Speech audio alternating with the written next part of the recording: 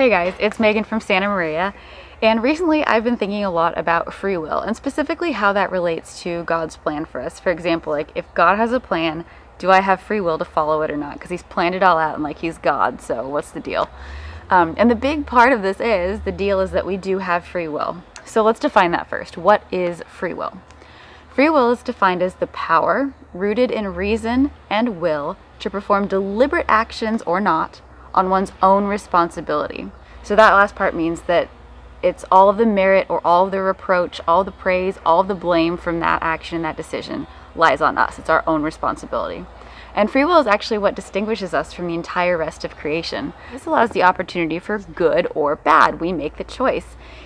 And you can either choose and do the best thing, the good thing, or you can ignore God's plan and fall into sin. But here's the thing, God may know what it is that you're going to choose and He may see it happening, but He doesn't control it. He's left you free will. He's given you the choice. And this goes all the way back to the beginning of creation when Adam and Eve had the choice to eat from the tree of knowledge of good and evil or to not eat from the tree of knowledge of good and evil.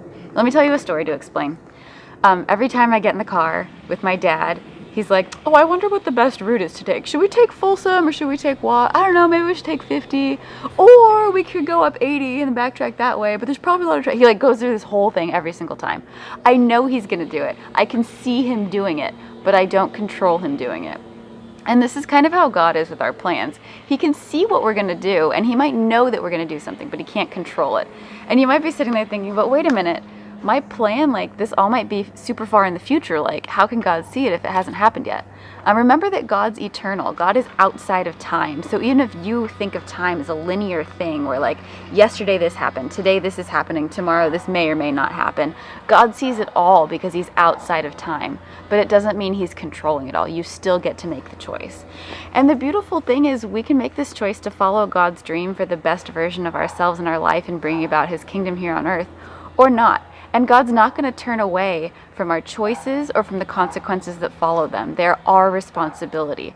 So whether we choose to do good and bring about beauty and life in this world, or we fail to do that and we turn away and we turn to sin and we turn to indifference and we turn to not making this world the best version of the world that it can be, that's up to you.